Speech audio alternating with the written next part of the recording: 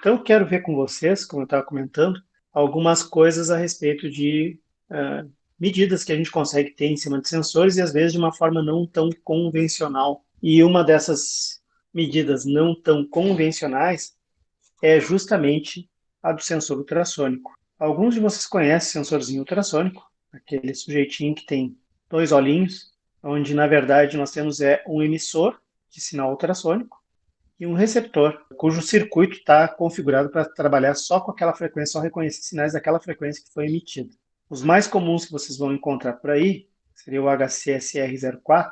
Ele tem um circuito que é mais ou menos este aqui. Deixa eu até só reproduzir aqui do Tinkercad para não dar erro. Mas vocês têm aqui a alimentação, então positivo, o negativo, ou terra, o sinal que eles chamam de trigger, ou gatilho, e o sinal que eles chamam de eco. Observe o seguinte, esse sensor aqui, ele na verdade ele é um sensor com alguma inteligência, porque ele não é meramente um alto-falante, um microfone combinados, ele tem um circuito justamente para tu poderes fazer a filtragem de frequências que são emitidas, que são recebidas pelo microfone, só reconhecer aquela frequência que foi emitida pelo alto-falante interno. E ainda por cima, tu não analisas essa frequência, na verdade. A questão do ultrassônico justamente é tu reconheceres no pino correto que houve um pulso. E esse pulso vai ser disparado justamente quando se recebe uma onda sonora daquela frequência para a qual ele foi configurado. A primeira coisa que a gente tem que entender é como é que funciona um sensor desses. Se eu estou com um sensor ultrassônico posicionado para algum obstáculo, como é que ele vai medir a distância? Na verdade, vocês não medem a distância nesse tipo de sensor, isso que é uma coisa interessante. Vocês medem o tempo que leva para uma onda ir até um obstáculo, então ele vai ter um comprimento X aqui, mas que vai levar um tempo T para chegar ao obstáculo e mais um tempo T para voltar.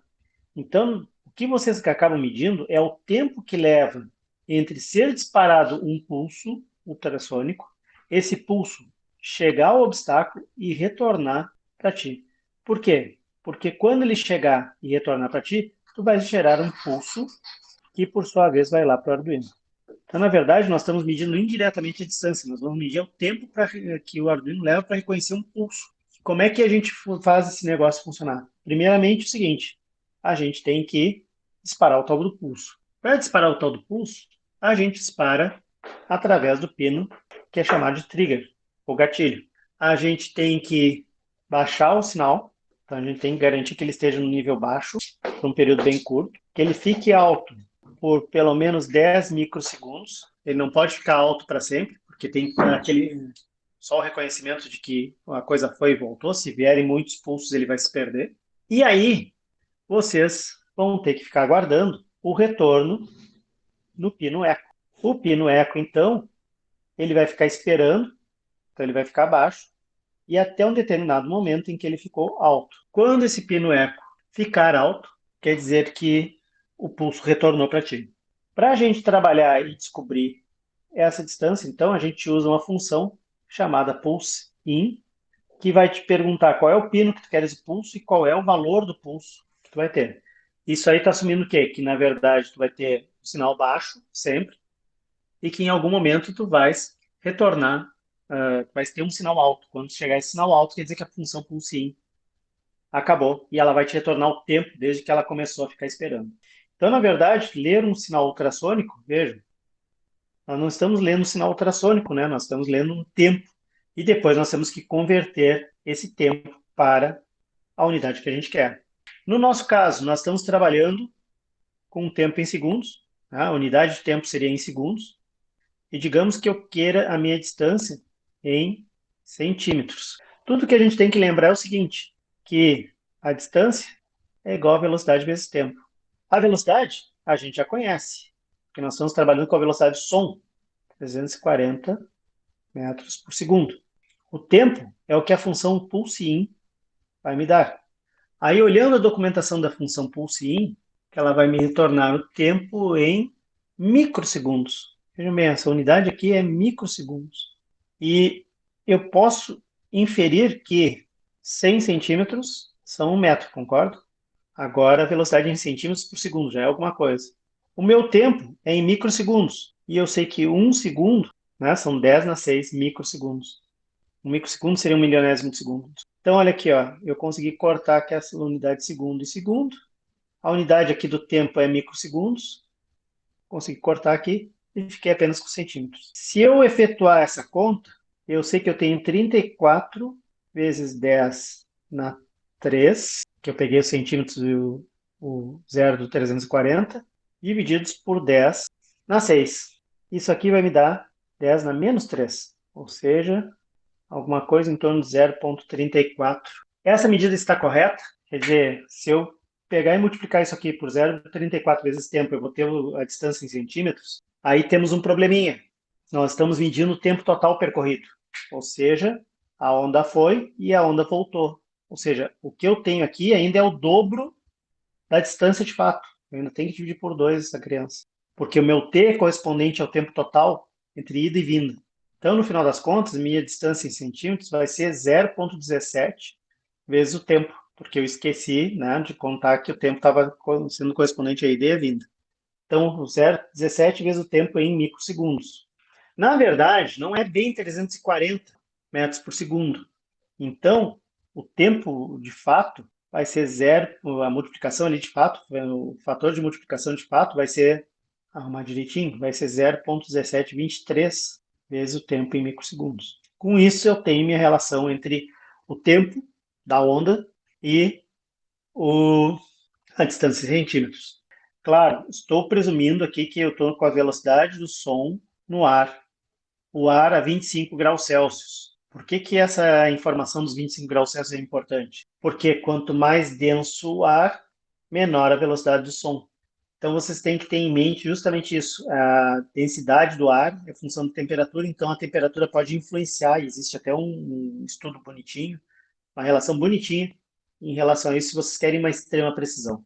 Mas essa mudança ela vai ser perceptível quando as diferenças de temperatura forem bastante altas. Para o nosso dia a dia, dá para usar esse 0,17 aí sem maiores problemas. Tudo bem até aí? Por que eu estou fazendo essa maluquice toda? Porque a gente vai implementar isso aqui, de fato. E aí, no Tinkercad, eu vou ter o seguinte circuito que eu já vou mostrar para vocês. Então, olha aqui, ó, eu peguei um sensor ultrassônico aqui do nosso arsenal, é um HC-SR04, dos mais comuns que a gente tem aí em termos de sensor ultrassônico, e fiz a conexão mínima dele aqui numa proto, para facilitar um pouco a nossa vida. A nossa protoboard, então, eu tenho aqui ó, o barramento negativo, vejo que quando eu passo por cima do pino ali, qualquer pino ele mostra todo mundo que está conectado, e tem o barramento positivo, e eu vou, obviamente, fazer uma conexão ali de uma fonte. Eu poderia fazer a conexão da fonte direto aqui do Arduino, mas uma das coisas que a gente já tem que começar a pensar quando está trabalhando com circuitos um pouquinho mais sofisticados é que o Arduino não tem capacidade de alimentar tudo que é elemento sensor e atuador que a gente for trabalhar. Isso é uma coisa bem séria e bem importante de se levar em consideração. Eu vou pegar aqui uma fonte de energia. No caso de um sensor ultrassônico, esses sensores aí, eles costumam consumir bastante corrente, perto do que o Arduino tem capacidade de fornecer. No máximo, uns 2 sensores ultrassônicos já seria o limite com o qual o Arduino trabalharia. Mais do que isso, drenaria tanta energia do sistema que ele poderia, inclusive, resetar o microcontrolador, porque faltaria energia para o próprio microcontrolador. O nível de tensão pode cair muito abaixo dos 5 volts, e aí deu. Aí o pobre do coitado vai acabar se desligando. Justamente para ser preventivo, eu já vou ligar aqui, e acostumem-se também a usar os padrões de cores dos fios para evitar problemas depois. Eu já vou ligar aqui um barramento positivo e negativo. Pronto, só para deixar alinhadinho aqui, eu sei que é coisa de maníaco, mas faz parte. Aqui eu já vou deixar, ó, ele já está aqui, ó, nível de tensão 5 volts, capacidade de corrente máxima 5 volts. Tá, perfeito. 5 volts, 5 amperes na corrente. Quando o circuito começar, a gente vai ter essa alimentação. Qual é o único cuidado que a gente tem que ter aqui? É que eu tenho que ter um nível de referência idêntico para todo o circuito. O que quer dizer um nível de referência idêntico? Que eu tenho que ter um ponto de tensão que seja usado como referência, e usualmente isso aí é o terra. Então eu tenho que conectar todo mundo para montar um circuito só e ter o mesmo nível de tensão básica. Vários problemas podem acontecer se a gente não fizer isso nos circuitos, gente, tá? Porque imagine assim, tensão, na verdade, o que a gente chama, né? O nível de tensão é a diferença de potencial. Quer dizer que sempre vai ser diferença entre dois níveis de potencial. Se eu tenho um potencial de referência num circuito e todas as tensões são medidas em relação a essa referência, no caso de outro circuito, eu posso ter dois níveis de tensão um pouco diferentes, mas que vão me dar a mesma diferença de potencial. Se eu conectar esses caras sem ter um referencial comum, pode acontecer que, na verdade, embora eu pense que eu esteja trabalhando com uma determinada tensão em um ponto, eu posso estar trabalhando com uma tensão maior ou menor. E se for maior, daqui a pouco eu posso danificar componentes. Se ela for menor, ela pode fazer com que algum componente nem dê a partida. E vários problemas acontecem com o Arduino justamente porque a gente não está fazendo esse aterramento direito. Então já acostume-se também a ver isso aí. É aquela questão da análise de circuito. O circuito quer dizer que tu tens malhas. Na maioria das vezes o circuito é um circuito fechado. E se ele é um circuito fechado, a gente tem que ter essa capacidade, tá? De ligar as coisas como tem que ser. Isso aqui é importantíssimo, porque assim, o que eu já vi de problema com o Arduino porque os terras não foram ligados, não é fácil. Principalmente quando a gente trabalha com a parte da analógica, porque daqui a pouco o nível de tensão vai parecer diferente e aí as medidas vão ser erradas, porque a gente simplesmente não usou o mesmo referencial. Temos aqui o sujeito pronto, agora é hora de programar o bicho. Opa, faltou uma coisa aqui. Ninguém me atentou para o fato de que eu estava sem conectar os meus fios do sensor. Agora eu vou conectar eles aqui bonitinhos. Então vejam, meu pino trigger do sensor está ligado no pino 3 do Arduino. O pino do eco está ligado no pino 4 do Arduino. Vamos começar a escrever um código. E aqui está o meu código basicão, aquele que ele adora fazer. E eu vou dispensar esse código aqui em prol de algo mais simples. Eu vou mandar imprimir a distância. E aí eu vou fazer justamente com a interface serial. Professor, Oi, não tem que dar void setup distância para criar uma entidade? acalma-te aí que não está na hora, já vamos chegar lá. Não é void setup distância. Vejam vocês, a gente também tem que identificar quem são essas entidades. D é uma variável. Esse D vai ser o sujeito que vai armazenar o valor da distância. Porque mandar imprimir o valor que eu li é apenas para fazer testes. Na verdade, esse valor da distância ele vai ser importante para a gente poder fazer alguma coisa de útil. Esse é o ponto-chave da história. Então, sempre tenho isso aí em mente. Se eu estou mandando imprimir, é apenas por uma questão de conveniência para a gente poder enxergar o que está acontecendo. Mas essa distância, por exemplo, ela pode ser usada justamente para determinar a hora que vai ser necessária para parar um veículo, coisa que vale. Mas então vamos seguir essa linha. Eu vou dizer alguma coisa assim, medir. Eu estou escrevendo um código aqui em alto nível, tá? O que eu quero dizer com alto nível é que eu estou usando um código que seria genérico, digamos assim, só para identificar o que eu estou pensando de fazer. Então, a minha ideia do loop ali é medir a distância, mandar imprimir uma mensagenzinha ali, distância, dois pontos, depois o valor da distância medida. Este código aqui, ele está armazenando o valor da distância medida na variável D. Então, eu tenho que criar uma variável D correspondente. E uma variável nada mais é do que uma entidade que armazena valores. Então, eu vou fazer aqui, ó, float D. Por que float? Porque D vai ser um número real. Eu não vou ter uma distância de 1, 2, 3, 4 centímetros. Eu posso ter uma distância de 0,5, de 7,9. Então, por isso eu estou trabalhando com números reais ali. Aqui os meus pinos não estão bem definidos, porque eu tenho que definir quais pinos. O pino do trigger, que é o pino 3, e o trigger é um pino de saída, e o pino do eco, que é o que vai receber o pulso. Isso aí é necessário. Vamos fazer um pouquinho mais bonito aqui o negócio. Vamos definir isso aí com constantes, com macroconstantes, para a gente poder entender ou associar mais fácil as coisas. Então tá aqui meu pino trigger e meu pino eco. Ao invés de estar toda hora falando pino 3 e 4, que daqui a pouco eu não vou lembrar o que são, ou eu tenho que mudar os pinos por algum motivo no projeto, eu vou falar em pino trigger e pino eco. Então, eu estou generalizando meu código. Eu defini lá em cima que pino trigger é 3.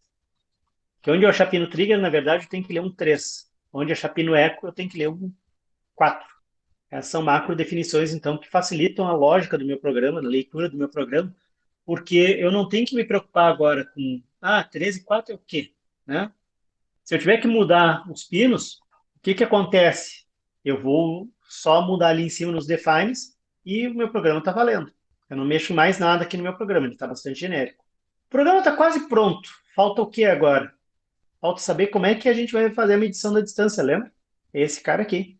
Uma das formas de fazer é colocar todo o cálculo aqui, sem problema nenhum. Vocês viram qual é o processo, né? Eu tenho que abrir um pulso de 10 microsegundos e depois chamar a função pulse para esperar o retorno da onda. Eu, porém, vou fazer uma coisa um pouco diferente para vocês já aprenderem alguma coisa mais avançada em programação. Assim a gente faz 2 em 1. Um.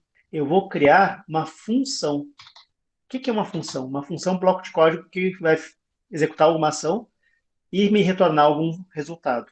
É uma maneira que a gente tem de generalizar as coisas. Aqui mesmo, ó, eu estou criando agora a minha função medir distância e eu vou usar duas variáveis que vão ser as que vão me indicar qual é o pino trigger. Essa vai ser ptrig. Eu vou usar esse nome aqui bonitinho. E p-echo. Qual é o pino que vai ser para disparar o pulso? Qual é o pino que vai receber o eco? O que está faltando aqui só é dizer que tipo de dado são esses pinos aqui. São números inteiros. Então, vejam, não só eu estou criando uma variável que serve apenas para armazenar valor, mas agora eu estou criando também uma função, que é algo que vai me executar alguma ação, vai me executar algum cálculo e vai me retornar um dado. As funções, elas têm que ter um nome, elas têm que ser de um determinado tipo, e elas podem ter parâmetros, ou seja, valores que vão ser necessários para ela operar. É através desses parâmetros que a gente deixa essa função totalmente genérica. Se eu quiser botar outro sensor, não tem problema, posso chamar a mesma função medir a distância, só que na hora de chamar a função, eu vou passar outros números ao invés do pino trigger e do pino echo. A gente já vai chegar lá. Mas o conceito da função, ele é bastante parecido com o outro que vocês já conhecem. Olha aqui, ó. O que é setup, o que é loop? Vejam, não é a mesma exata estrutura. Eu tenho void setup, tenho os parênteses, tenho um abre chaves e fecha chaves. Então aqui eu tenho uma função. Setup é uma função. Loop também é uma função. As duas funções são do tipo void, que significa o seguinte, que o que for executado aqui não vai te produzir um resultado para tu utilizar, um dado para tu utilizar em outro lugar. Agora, vamos seguir a história. O que eu quero aqui é justamente o seguinte, eu tenho que fazer todas aquelas ações bonitinhas. Primeiramente, o que que tá sendo necessário? Eu vou garantir que o meu sinal está baixo. O meu sinal, a emissão do meu sinal é no pino trigger. Então, eu vou escrever no pino trigger, e vejam, para mim a função pino trigger se chama ptrig, vou escrever no pino trigger um valor low. E vou dar um pequeno delay, embora a gente deve evitar quando possível os delays, mas eu vou dar um pequeno delay, só deixa eu ver a sintaxe bonitinha aqui do delay, já que eu estou aqui, vou aproveitar a própria função aqui, referência da linguagem, vamos pegar aqui a função delay microseconds. Onde é que ela está? Está aqui. Delay microseconds tem esse nomezinho aqui. Então, estou com ela toda direitinho.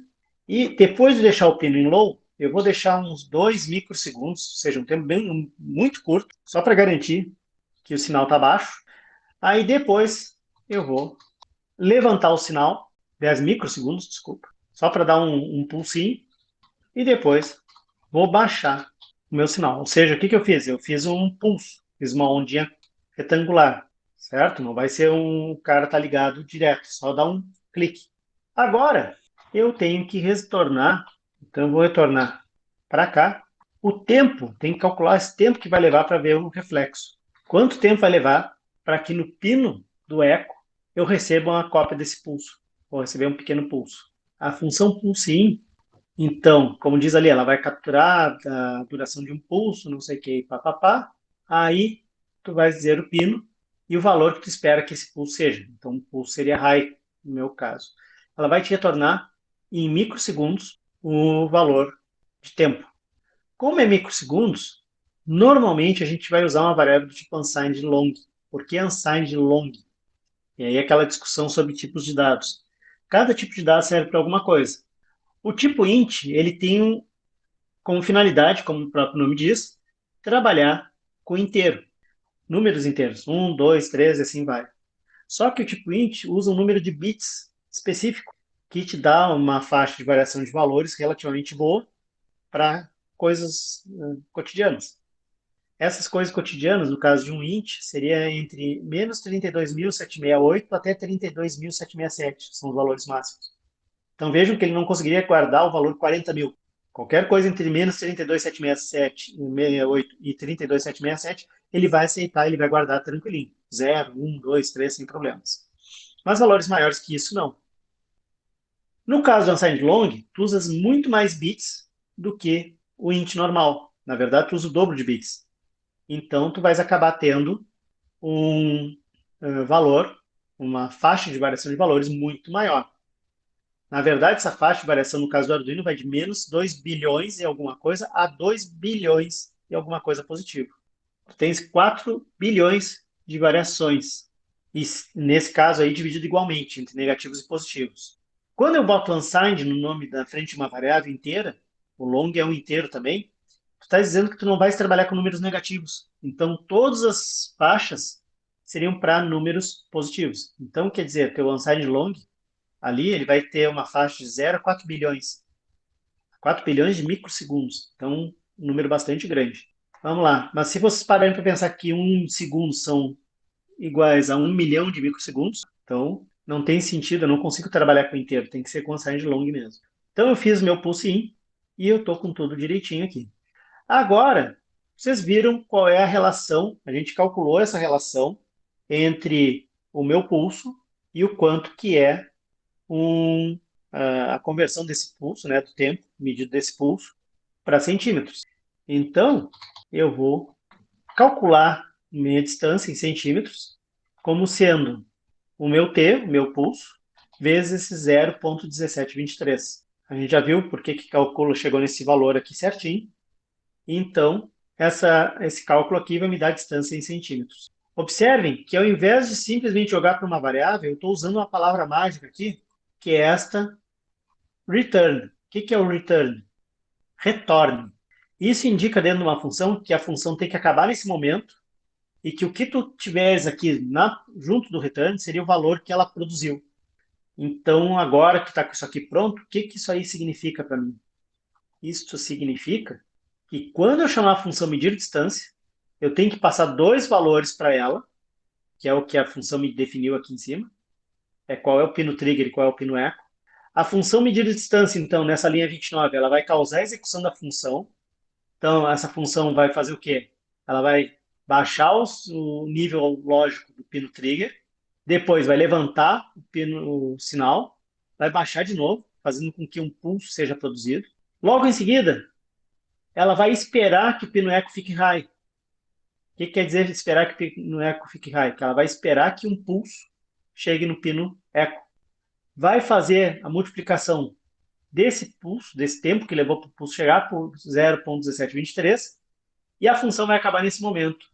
Quando acabar a função, ele vai voltar aqui, no caso, para a linha 29, e vai pegar aquele valor que o return deu e jogar para D. É como se eu pegasse esse medir de distância aqui da linha 29 e substituísse pelo valor que a função produziu. Vamos ver esse cara funcionando.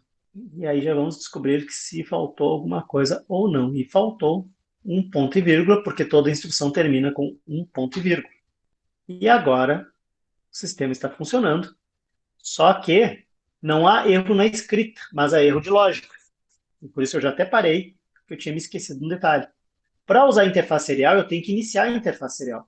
Então, eu tenho que escrever aqui serial.begin e vou dar uma velocidade padrão aqui, que seria de 9.600 bits por segundo, que vai ser feita a transferência, então, de bits através da interface serial padrão, que está conectada, teoricamente, à nossa USB.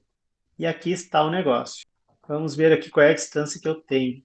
Eu errei por um zero, 113,4 centímetros. Estão vendo ali? Que ele está dizendo a distância normal. Eu errei meu cálculo por um zero. Já vou corrigir isso aqui, assim que parar a simulação, e vou colocar aqui. Agora sim, 113.4, meu Deus, 113.6. Um pequeno erro de arredondamento aqui. Se eu mudar a distância, vejam como é que eu mudo a distância. Olha, 53.6, aqui está 53.72. É um pequeno errinho de arredondamento. Vamos ver se não é esse 0, esse 23 aqui que não está incomodando. Ó, 23 está me dando até melhor. Então, realmente tem um pequeno erro de arredondamento aqui.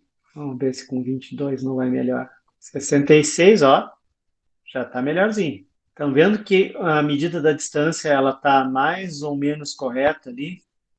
Claro, tu tens que pegar o valor da velocidade do som bem corretinha para fazer a coisa andar. Mas deu para entender a ideia, né? O que que acontece também que a gente tem que observar com um pouco de atenção? Esses sensores eles têm um range de funcionamento que é um pouco limitado. Aqui, por exemplo, ó, já estou com um erro. Na verdade, esse sensor ultrassônico ele começa a medir na faixa dos 13,5 a 4 centímetros e vai até uns 4 metros, mais ou menos, se tudo der certo.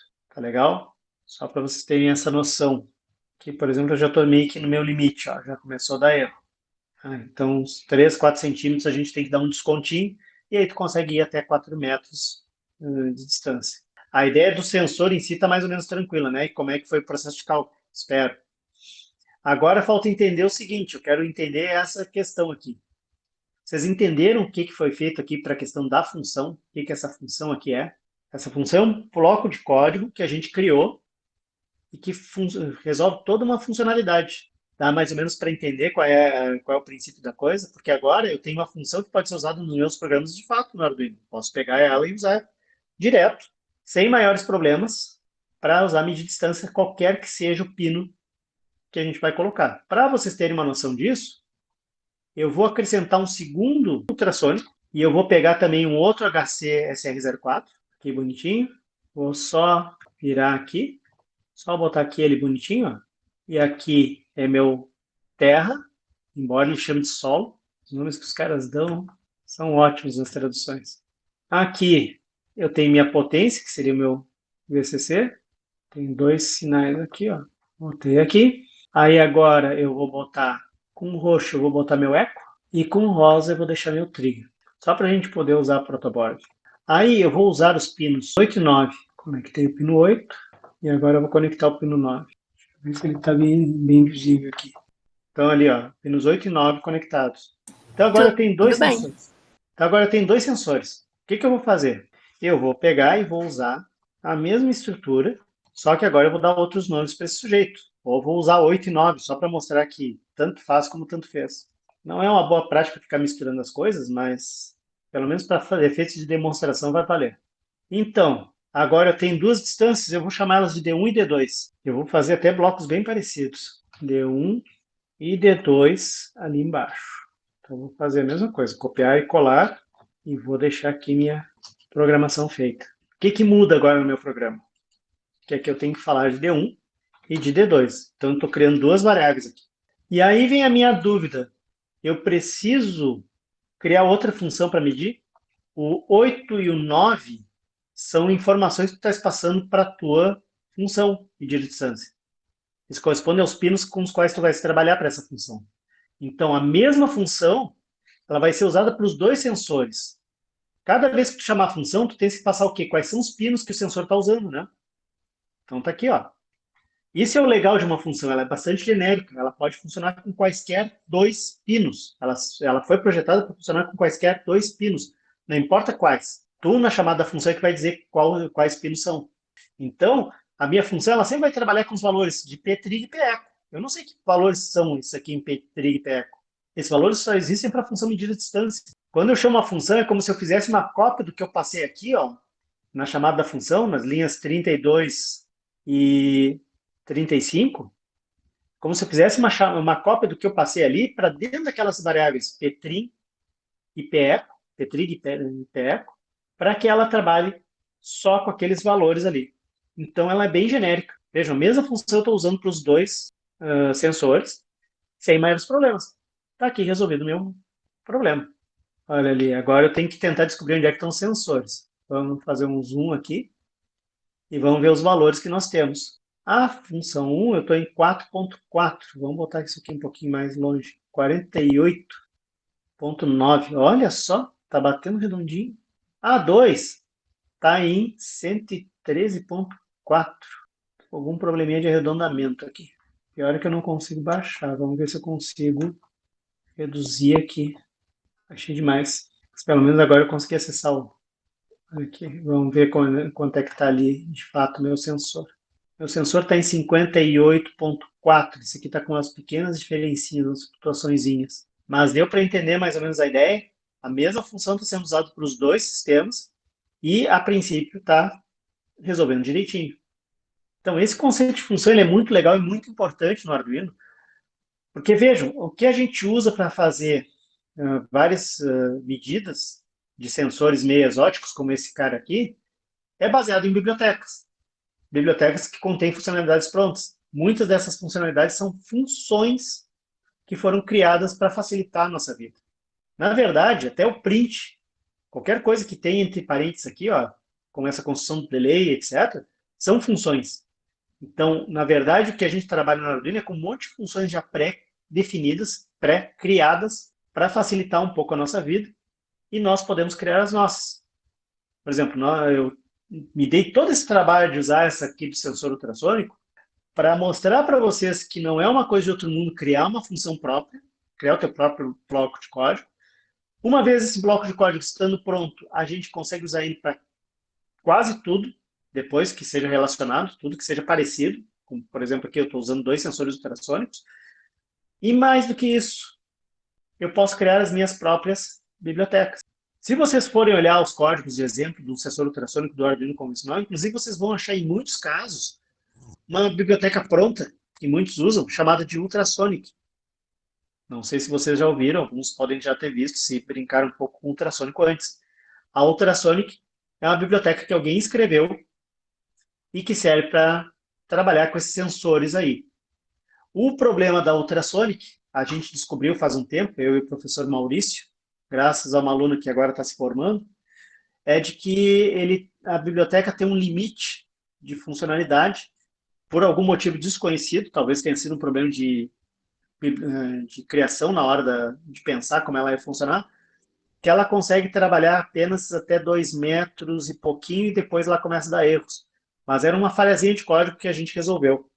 Essa biblioteca, a princípio, consegue ir até a faixa final do ultrassônico, que é de 4 metros. Por que motivos ela não funciona assim?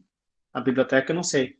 Mas tem outras bibliotecas que servem até para fazer mais coisas com esse sensor, que ele é bastante subutilizado.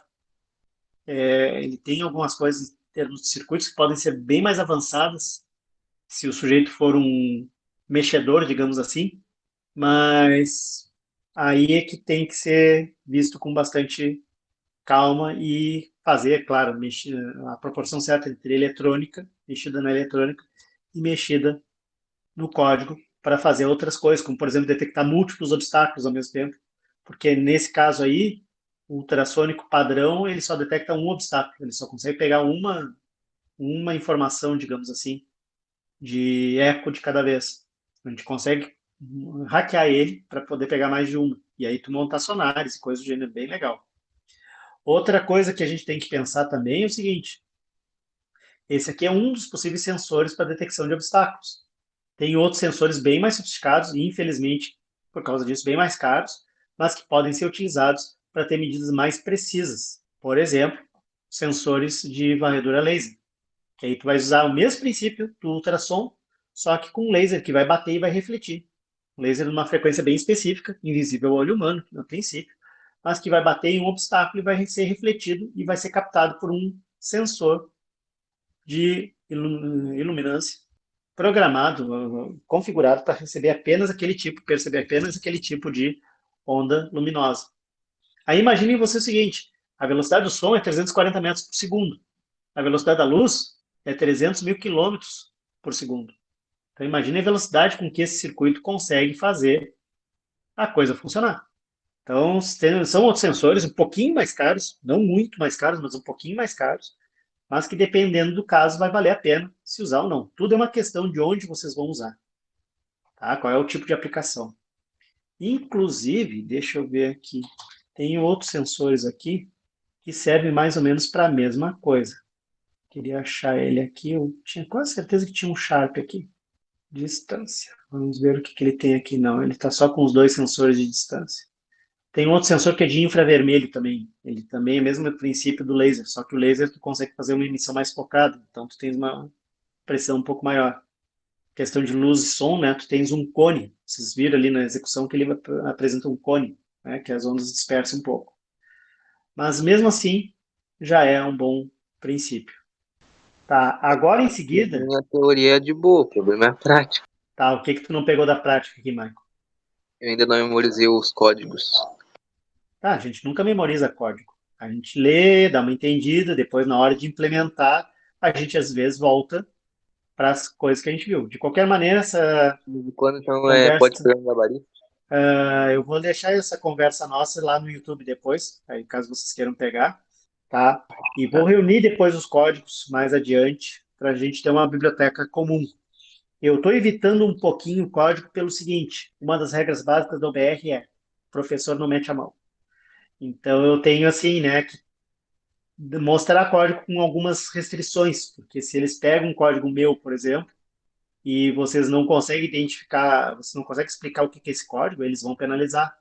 Então eu já estou meio que preparando vocês para começar a trabalhar assim. Mas igual, o código vai estar disponível no vídeo aí depois, é só dar uma olhada e pausar. Por que que eu estou falando isso da OBR? Porque a ideia a partir de agora é a gente desenvolver toda a eletrônica do robozinho, tranquilo? E a programação correspondente. Pelo menos algumas coisas para a gente ir entendendo o que são circuitos de potência, como é que a gente vai fazer a leitura, que ações a gente vai tomar e todo o resto.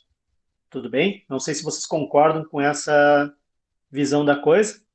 Aí vocês é que me dizem o que vocês mais querem ver. O que vocês acham? Pode ser por aí? Pode ser. Meninas, Por mim, pode. então tá. O que nós vamos trabalhar então na próxima conversa? Já vou deixar cenas dos próximos capítulos. Nós vamos trabalhar com essas crianças aqui. Esses aqui são os motorzinhos que a gente trabalha, como ele diz ali, uso não profissional, né? Uso de brincadeira, vamos dizer assim, mas que tem tudo a ver com os motores que a gente usa na indústria também, porque, na verdade, a única diferença que tem aqui é que são motores com menor potência, muito menor potência, e que vão ter engrenagens, mas são engrenagens de plástico, são mais fragilzinhos e têm menos potência para transmitir, né? Menos capacidade de potência para transmitir. Mas para os nossos robôs, são os motorzinhos ideais, são levinhos, relativamente baratos e fáceis de trabalhar. A única questão é, a gente não consegue trabalhar com eles sendo alimentados direto pelo Arduino, porque é justamente aquilo que eu comentei. Um microcontrolador, ele serve justamente para mandar sinais, ele não serve para alimentar, dar energia para nenhum sistema. Então a gente vai ter que ver como é que nós vamos trabalhar com dois motores desses, um para cada roda, vamos assumir um robô de duas rodas. Como é que eu vou trabalhar com dois motores desses e dar conta disso aí? Então nós já temos aqui, ó, um sensor para detecção de obstáculos e objetos na pista. Você já tem a primeira parte do robô. Nós vamos, na nossa próxima conversa, aprender a trabalhar com esses motores para poder movimentar o robô. Então, ele vai poder começar a andar para cima e para baixo. E depois, aí o céu é o limite. O que estaria faltando? Estaria faltando sensor de refletância, que eu acho que a gente não tem aqui um sensor de refletância, só sensor de luz. Não temos um sensor de refletância aqui, eu acho.